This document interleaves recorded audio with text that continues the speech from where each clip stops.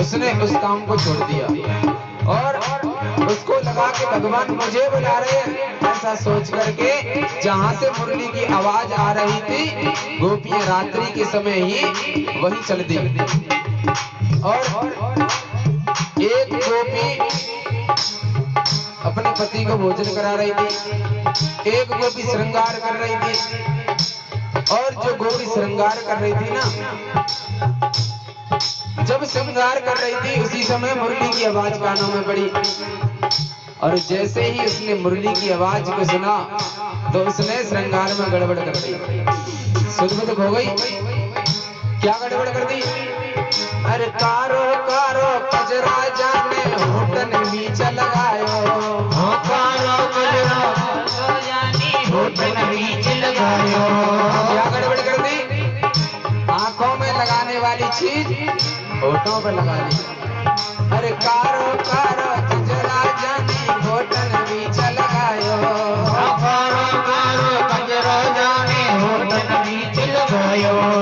Houghton की लाली को जाने कजरा समझ लगायो, होटन की लाली को जाने कजरा समझ लगायो। माथे माथे धर लइए कभी पिया तन मन में बसी, माथे धर लइए पिया तन मन में बसी।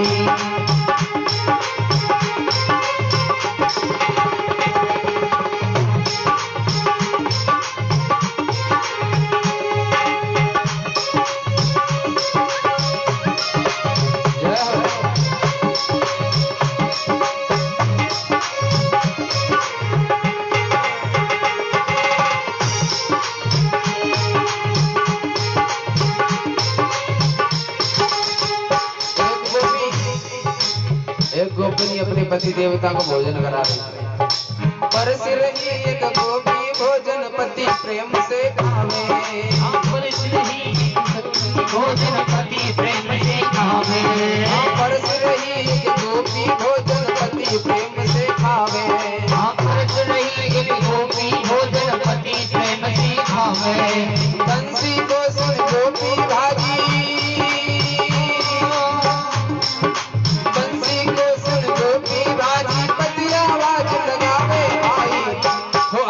जहाँ पे है सांवरिया तन आई, जहाँ पे है सांवरिया तन मन में बसी, आई जहाँ पे है सांवरिया तन मन में बसी। हरि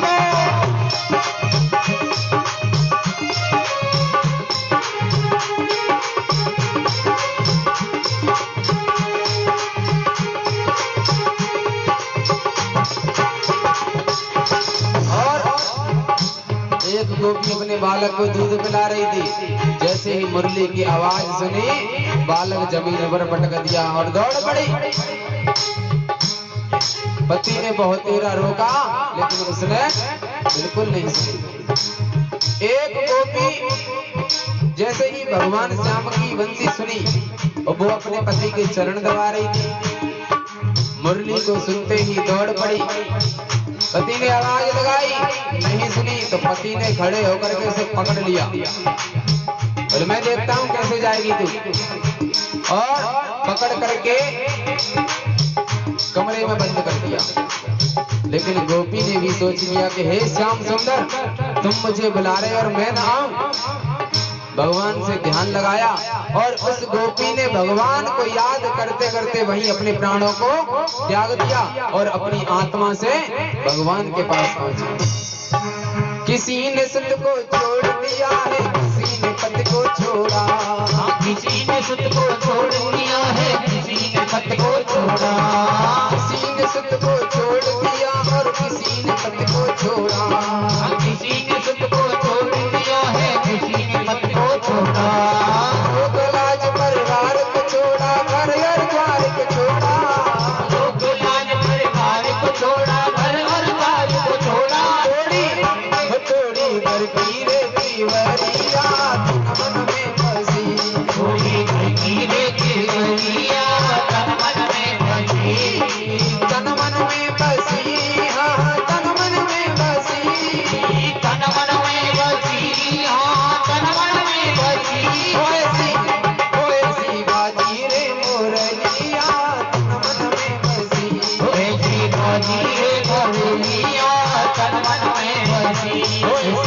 धीरे मोरैया तन मन में धसी।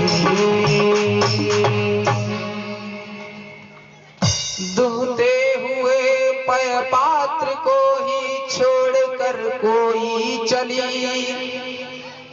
कोई गाय का दूध निकाल रही है, लेकिन गाय दोह रही है, भगवान की बंसी सुनी तो दौड़ पड़ी। दुहते हुए पय पात्र को ही छोड़कर कोई चली, लपसी तथा पय को उतारे ही बिना कोई चली। दूध उबल रहा है और उबाल आ रहा है, इसमें उफन रहा है, भगवान की बंसी सुनी। लपसी तथा पय को उतारे ही बिना कोई चली, भोजन परसती छोड़ कोई स्वपति की सेवा त्याग कर, शिष्य को पिलाती दूध भोजन त्याग चल दी भाग कर। कोई विलंबन स्नान भोजन कर रही थी चल पड़ी, विपरीत वस्त्राभरण पहने कृष्ण डिंगती सब खड़ी। एक गोपी स्नान कर रही थी, भगवान की बंसी को सुना सुध-बुध खो गई। जो ऊपर पहनने वाली चीज थी वो नीचे पहन ली और नीचे वाली चीज ऊपर पहन ली, और दौड़ करके उल्टे सीधे गहने धारण करके वो गोपी जहाँ भगवान का कन्हैया है वहां पर पहुंची। लाखों गोपियां इधर से आ रही हैं, लाखों गोपियां उधर से आ रही हैं। जब ये दृश्य भगवान ने देखा तो मंद मंद मुस्कुराने लगे। सुखदेव जी कहते हैं, राजन गले में तो हाथी अटक गो। तो आज सब गोपियों को जब भगवान ने देखा तो उनको देख करके भगवान ने कहा, री गोपियों, तुम आधी रात के समय पर मेरे पास अपने अपने पतियों को छोड़ करके और पराये पुरुष के पास तुम्हें शर्म नहीं आती? शर्म नाम की चीज है कि नहीं?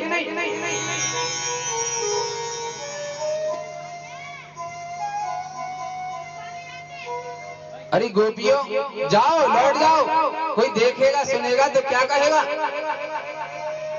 इस समय तुमको अपने अपने पतियों के पास होना चाहिए, उनकी सेवा करनी चाहिए, उनके चरण दबाने चाहिए। स्वागतम वो महाभागा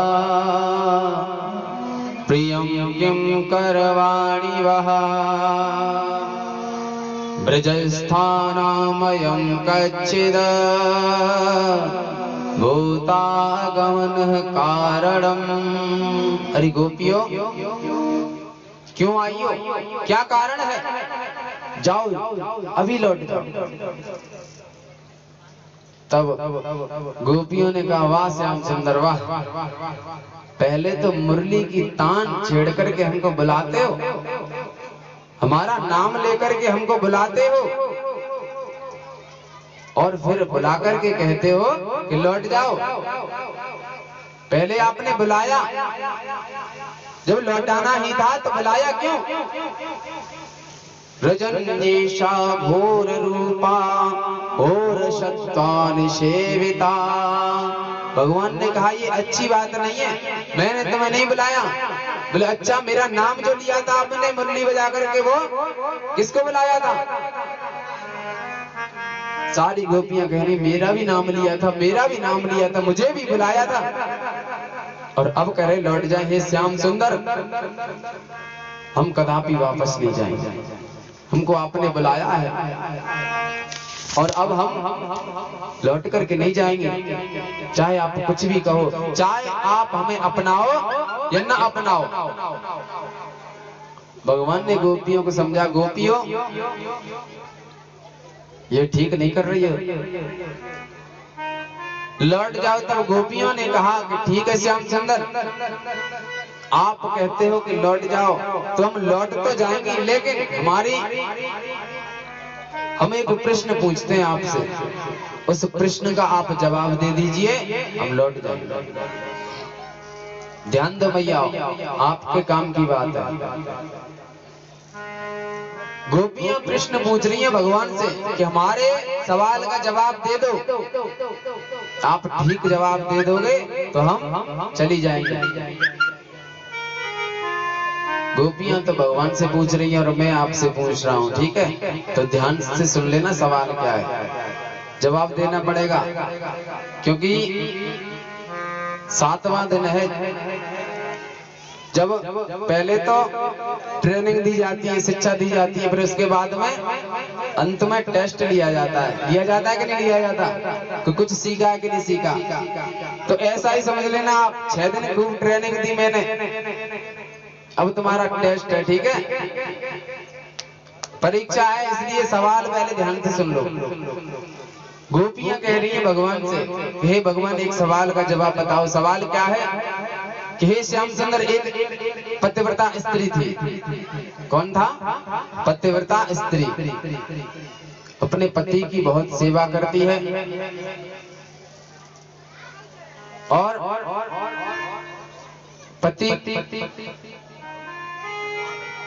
पति की सेवा इतनी करती है कि वो जब तक पति को भोजन नहीं करा देती, जल नहीं पिला देती, तब तक स्वयं कुछ ग्रहण नहीं करती। शाम को चरण दबाती है, पति देवता सो जाते हैं तब सोती है। पति के जागने से पहले जागती है और पति के सोने के बाद ही सोती है। पतिव्रत धर्म का पूर्ण रूप से पालन करती है। एक दिन की बात, उसके पति को कहीं जाना हुआ, 10-12 दिन के लिए, 10-12 दिन के लिए उसके पति को कहीं बाहर जाना हुआ। तो उसके पति ने कहा कि मैं तो बाहर जा रहा हूं। पत्नी ने कहा कि आप जा रहे हो, मैं तो आपके बिना रह नहीं सकती, मैं तो आपकी पूजा करती हूँ, मैं किसकी पूजा करूंगी?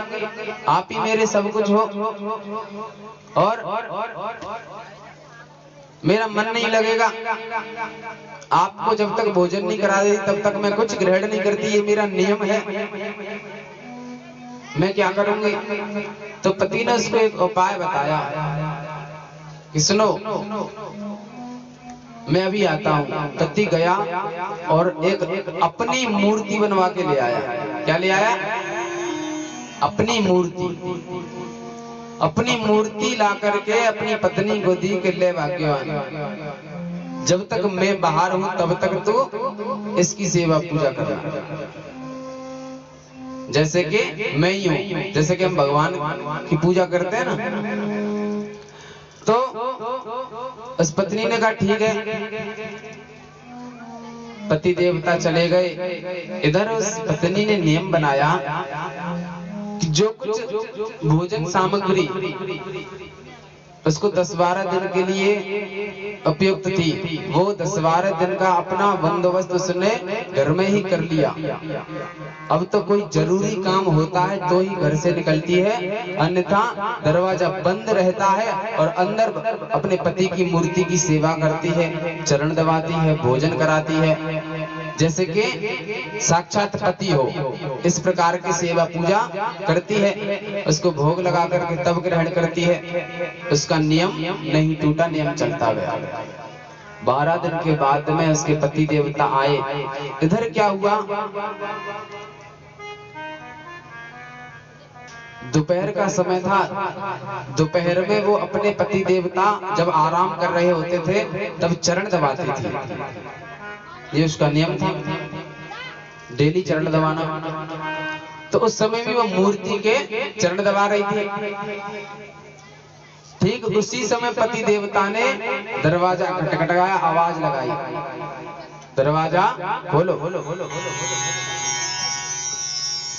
पति देवता इधर आवाज लगा रहे हैं। इधर उस पत्नी ने देखा कि मेरे पति देवता आवाज लगा रहे हैं और मैं सेवा कर रही हूँ, मैं सेवा कर रही हूँ। उसका जो नियम था, जितना भी समय चरण दबाने का जो नियम था, उससे वो 1 मिनट भी कम चरण नहीं दबाते थे और ज्यादा ही देर तक दबाते थे। उसने देखा कि मेरी सेवा समाप्त नहीं हुई, इधर मेरी सेवा समाप्त नहीं हुई, यदि मैं सेवा छोड़ करके गई दरवाजा खोलने के लिए तो मेरी सेवा नष्ट होगी, मेरा पतिव्रत धर्म नष्ट हो जाएगा। और विडंबना यह है कि उधर पति देवता भी आवाज लगा रहे हैं, यदि उधर दरवाजा नहीं खोला तो उनकी आज्ञा का उल्लंघन होगा, तब भी पतिव्रत धर्म नष्ट होगा। अब उसके सामने समस्या खड़ी हो गई। तो भगवान से गोपियां पूछती हैं कि उस स्त्री का क्या कर्तव्य है, वो क्या करे? सेवा छोड़ करके अपने धर्म को नष्ट करे या फिर सेवा कर करके बाद में दरवाजा खोले, तब तक सुने नहीं उनकी बातों को तो भी धर्म नष्ट होता है।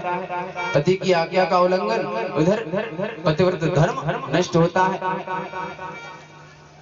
ये सवाल गोपियों ने भगवान से पूछा कि उस स्त्री को उस समय क्या करना चाहिए। अब मैया मैं आपसे पूछ रहा हूँ कि उस स्त्री का धर्म क्या बनता है, उस स्त्री को क्या करना चाहिए,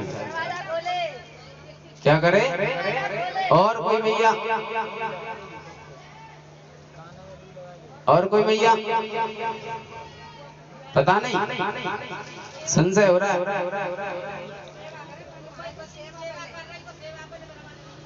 सेवा कर ले फिर दरवाजा खोले। आपकी तो सुन ली, और बच्चों का टेस्ट लेने दे। क्यों भैया, और कोई बता सकती है क्या करना चाहिए इसको?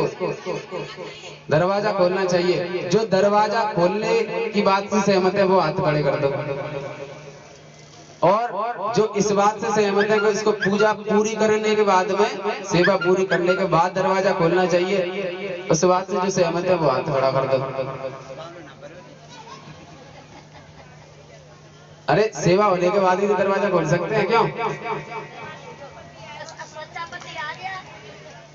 जय जय श्री राधे। जो होशियार बच्चा होता है ना क्लास में, तो वो आगे बैठने से डरता नहीं है, और जो बच्चे कमजोर होते हैं तो वो पीछे वाली सीट पर जाकर के बैठते, कहीं हमारा नंबर नहीं आ जाए। ऐसा होता है कि नहीं? तो इन मैया ने बता दिया, तभी मैं सोच रहा था आगे बैठती है, कोई बात बढ़ेगी तो कोई दिक्कत ही नहीं है। और जो जानते नहीं है वो बेचारे पीछे भागते, पीछे वाली सीट पर जाकर के।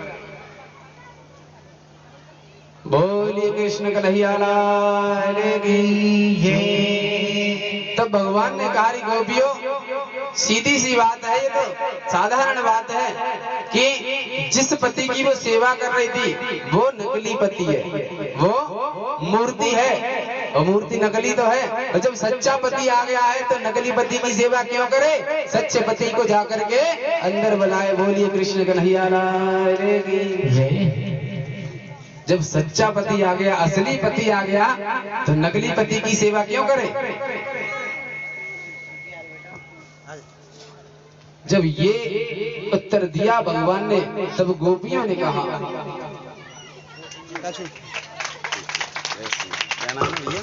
आदित्य शर्मा बिहारी लाल आदित्य शर्मा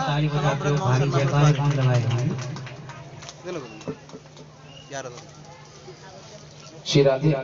ये आदित्य शर्मा सनौ श्री ब्रजमोहन शर्मा जी के सुपुत्र आदित्य शर्मा 1100 रुपए और पुष्पों के हार से हमें सम्मानित करते हैं। एक बार इनके लिए जोरदार तालियां हो जाएं। प्रभु से प्रार्थना करेंगे, हे गोविंद, जिस प्रकार इन्होंने हमारा सम्मान किया, इसी प्रकार हर जगह इनका सम्मान आप करवाएं। जिस खजाने से ये मुद्राएं आई हैं वो परिपूर्ण रहे, हरा भरा रहे, और इनका परिवार हमेशा हंसता खेलता, कारोबार हमेशा चलता रहे। जय जय श्री राधे। जब गोपियों ने ये उत्तर सुना कि नकली को छोड़ करके असली पति की सेवा करनी चाहिए, भगवान ने ये कह दिया, तो गोपियों ने कहा है कि भगवान, हे श्याम सुंदर, हम वही तो कर रही हैं, हम वही तो कर रही हैं। अरे जिन पतियों के पास से हम आई हैं और उन्हीं के पास हमको आप भेज रहे हो, वो तो हमारे सांसारिक पति हैं, वो तो हमारे नकली पति हैं। हमारे असली पति तो आप हो श्याम सुंदर। कल बताया था ना कि हम सभी गोपियां हैं, हम सभी आत्माएं हैं और आत्माओं का पिया परमात्मा होता है। तो गोपियों ने कहा कि हे श्याम सुंदर, आप कहते हो एक तरफ तो आप असली पति की पूजा करने को कहते हो और एक तरफ हम नकली पति की तरफ भेज रहे। हम अब उन नकली पतियों के पास नहीं जाएंगे, हम वही तो कर रही हैं। तब भगवान ने कहा कि हे गोपियों, मैं तो परीक्षा ले रहा था और परीक्षा में आप सफल हो गई। तब भगवान ने सब गोपियों को, जितनी भी गोपियां थी, उतने ही रूप बनाए हैं भगवान, और उतने ही रूप बना करके भगवान उनके साथ नृत्य लीला करने लगे। और इधर जब भगवान ने नृत्य प्रारंभ किया, हाथों में हाथ डाल करके, हाथों में हाथ डाल कर फिर ऊपर से तिरछे झुका दिए।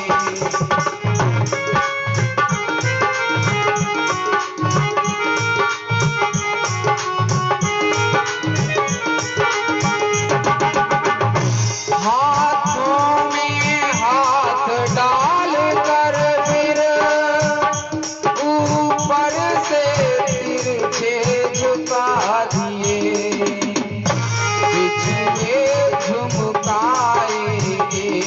साथ बिछुए झुमकाए एक साथ, फिर तनिक देर को रुका दिए।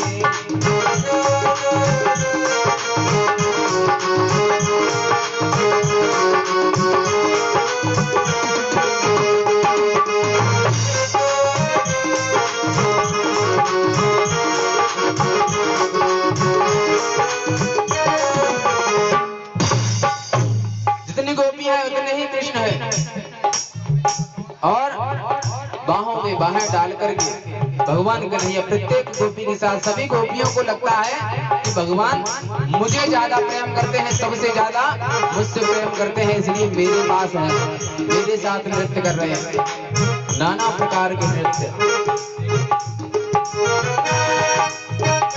सब आप ही मोहित थे, सारी गोपियां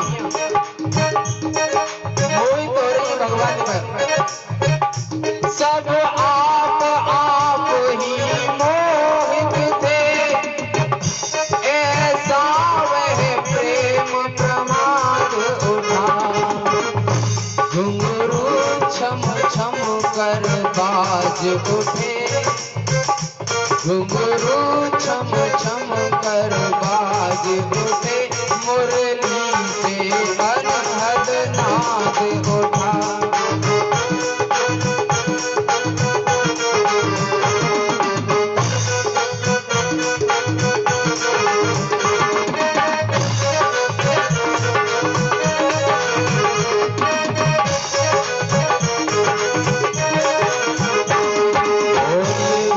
भगवान की जय। भगवान गोपियों के साथ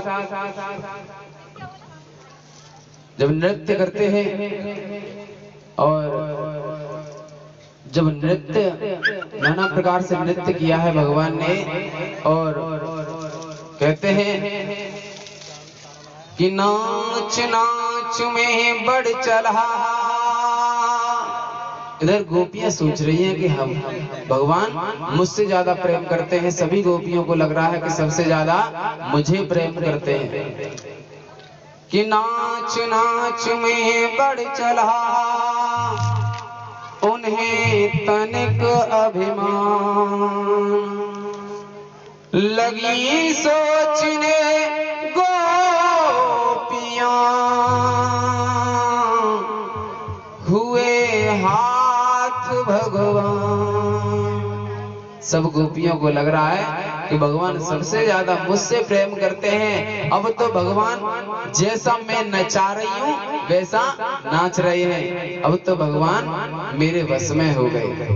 जब गोपियों को ये लगा कि भगवान हमारे वश में हो गए, हम जैसा कर रही हैं वैसा ही हमारे साथ कर रहे हैं, जैसा हम नचा रही हैं वैसा नाच रहे हैं। और ये अभिमान जब भगवान ने देखा, भगवान ने देखा कि जो राधा जी हैं सिर्फ उनको छोड़कर के सारी गोपियां अभिमानित हो रही हैं।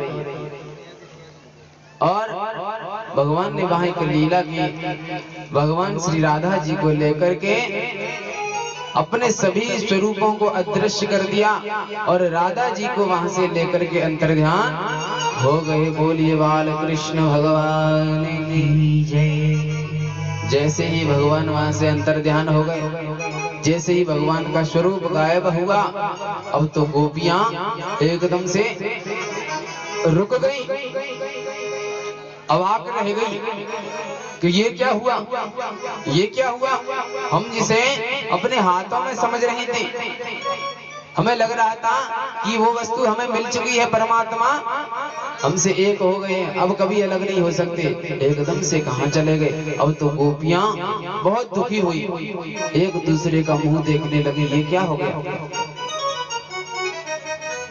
और गोपियों ने वहां पर रुदन प्रारंभ कर दिया, रोना चालू कर दिया। हा नाथ रमण प्रेष्ठ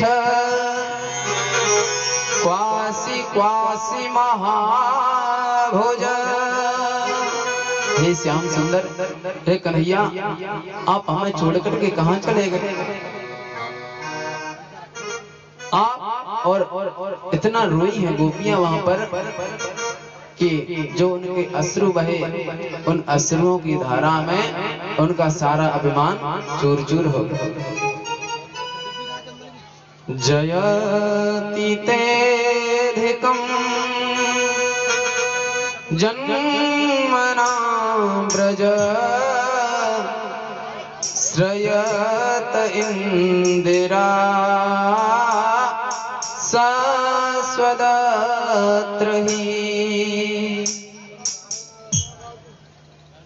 और आज गोपियां इधर उधर एक दूसरे का मुंह देखने लगी। कोई रो रो करके सभी गोपियों का बुरा हाल हो रहा है, कोई गिर जाती है, कोई पछाड़ खा करके रोती है, कोई पृथ्वी को पीटती है, और इधर उधर गोपी भगवान को ढूंढने लगी। हे बट हे पाकरी करीला, वृक्षों से पूछती है, हे बट हे पाकरी करीला, तुम देखे मोहन गुणशीला, ढूंढत फिरे सकल अलमस्ता, जड़ जीवन से पूछे रास्ता, बिन प्रभु गोपी विकल भई ऐसे, जलचर बिनु जल व्याकुल जैसे। जैसे कोई मछली बिना जल के तड़पती है, उस प्रकार गोपियां आज तड़पने लगे। हे कन्हैया, हे श्याम सुंदर, हमसे गलती हो गई, हमको अभिमान हो गया, अब आ जाओ। और जो पुकार गोपियों ने की, और रो रो करके पुकार करके जो उन्होंने पुकार लगाई है, उस पुकार में जो शब्द निकले, उन शब्दों का एक गीत बन गया। उस गीत को कहते हैं गोपी गीत। क्या कहते हैं? गोपी गीत, गोपियों का गीत। जो इस सांवले को ढूंढता है, जो इस सांवले को ढूंढता है, उसे भी एक दिन सांवला ढूंढता है। जिसे ढूंढने का अमल पड़ चुका है, वो इसे ढूंढने में ही मजा ढूंढता है। अरे दिल कल उसे जहां ढूंढता है, वो मुझी में है तू कहाँ ढूंढता है। अरे दिल तू उसे कहाँ ढूंढता है, वो तुझी में है तू कहाँ ढूंढता है। मिला उसको जो दिल मिला ढूंढता है, और जुदा उससे जो जुदा ढूंढता है। भगवान जिस भक्त को मिले उसको उसके अपने हृदय में ही मिले। किसी को भी भगवान मिले, भगवान का प्राकट्य हुआ, भले ही उसने लाख बाहर ढूंढा हो, मंदिरों में गया हो, मस्जिदों में गया हो, लेकिन बाहर उसको परमात्मा नहीं मिला। जब अपना आपा खोजा तो इधर गोपियां ढूंढते ढूंढते, पहले तो बाहर ढूंढ रही थी, लेकिन भगवान की याद करते करते गोपियां एक दूसरे को कृष्ण समझने लगे। एक दूसरे को कृष्ण समझ रही है, कोई स्वयं को कृष्ण समझ रही है, क्योंकि जिस वस्तु का ज्यादा ध्यान किया जाए या जिस व्यक्ति का ज्यादा ध्यान किया जाए तो उसके सद्गुण, उसके गुण, उसका स्वभाव हमारे अंदर आने लगता है। जैसा कि शास्त्र कहते हैं कि भगवान का ध्यान करो, है ना, अपने गुरुदेव का ध्यान करो। जब हम गुरु का ध्यान करते हैं, जब भगवान का ध्यान करते हैं, तो उनके गुण, उनके स्वभाव हमारे अंदर आने लगते हैं। आपने देखा होगा कई गुरु और उनके शिष्य ऐसे होते हैं कि जैसा गुरु है वैसे ही सद्गुण, उतने ही वैसे ही वैसा ही स्वभाव उसके शिष्य का भी है, और वैसा ही रूप रंग बनने लगता है। तो गोपियां आज भगवान की याद, भगवान का ध्यान इतना करती हैं कि स्वयं को कृष्ण समझती हैं, कोई अपनी सखी को कृष्ण समझती है, कभी रोती है, कभी हंसती है, कभी एक दूसरे को ताने मारती हैं। गोपियां विह्वल सी हो गई भाव में। जब भावित हुई गोपियां तो इधर भगवान ने देखा कि अब इनका अहंकार चूर चूर हो गया। राधा जी को लेकर के भगवान वहां से अदृश्य हुए थे। इधर जैसे ही आगे बढ़े भगवान, तो राधा जी ने सोचा कि सब गोपियों से ज्यादा भगवान मुझे प्रेम करते हैं, अर्थात उनको भी अहंकार आ गया कि इन गोपियों को इतना प्रेम नहीं करते जितना मुझे करते हैं। मैं सबसे सुंदर हूँ, मेरे हाथ भगवान हो गए, मेरे बस में भगवान हो गए, इसलिए मुझे लेकर के आए, किसी को लेकर के नहीं आए। और भगवान जब राधा जी को लेकर जा रहे थे तो राधा जी ने सोचा कि अब तो मैं कहूंगी जैसा ये करेंगे। भगवान से कहा कि हे प्रभु, हे श्याम सुंदर, मुझे अपने कंधे पर बिठा लो, मुझे चला नहीं जा रहा, मुझे अपने कंधे पर बिठा लो। अहंकार में आकर के जब ये बात कही तो भगवान ने सोचा कि इन्हें भी अहंकार हो गया। अब इनको लग रहा है कि मैं ही सबसे ज्यादा भाग्यशाली हूँ, मैं ही सबसे प्यारी सखी हूँ भगवान की, मैं जैसा कहूंगी वैसा भगवान करेंगे। उनके अहंकार को एक बात और ध्यान रखना, जब हम भक्ति करते हैं तो भगवान हमारी सब भूलों को समाप्त कर सकते हैं, एक भूल को छोड़कर सारी गलतियों को क्षमा कर देंगे। भगवान बस एक चीज सही नहीं करते, और वो होता है हमारा अहंकार। भगवान सब कुछ क्षमा कर देते हैं, सब माफ कर देते हैं, लेकिन व्यक्ति के और भक्त के अहंकार को वो क्षमा नहीं करते। जब अहंकार हो जाता है तो वो कोई न कोई यत्न करके उस अहंकार को जब तक समाप्त नहीं कर देते तब तक भगवान कुछ न कुछ लीला करते रहते हैं। राधा जी का अहंकार देखा तो भगवान वहां से भी अंतर ध्यान हो गए। अब तो राधा जी भी घबरा गई, रोने लगी, और इधर गोपियां ढूंढ रही थी तो राधा जी की और गोपियों की मुलाकात हुई।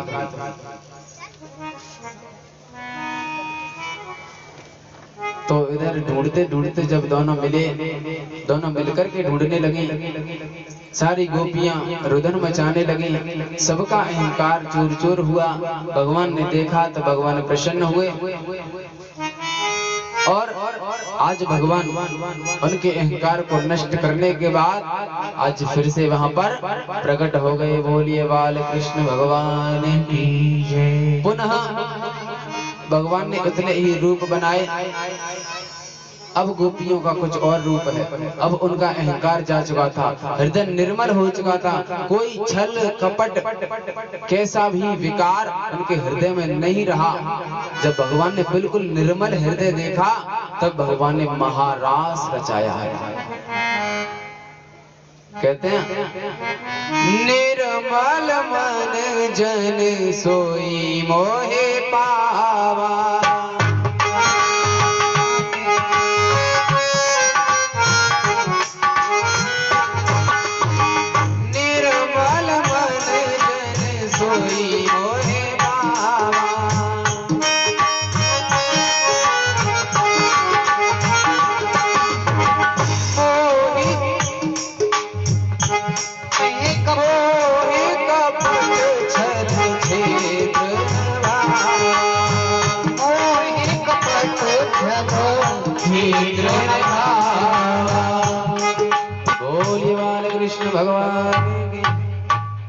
निर्मल मन जन सोई मोहि पावा, मोह कपट छल छिद्र न भावा।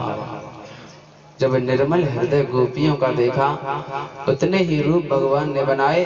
और आज वो जीव जो गोपियों की आत्माएं थी वो उस पूर्ण ब्रह्म परमात्मा से एक हो जाती है।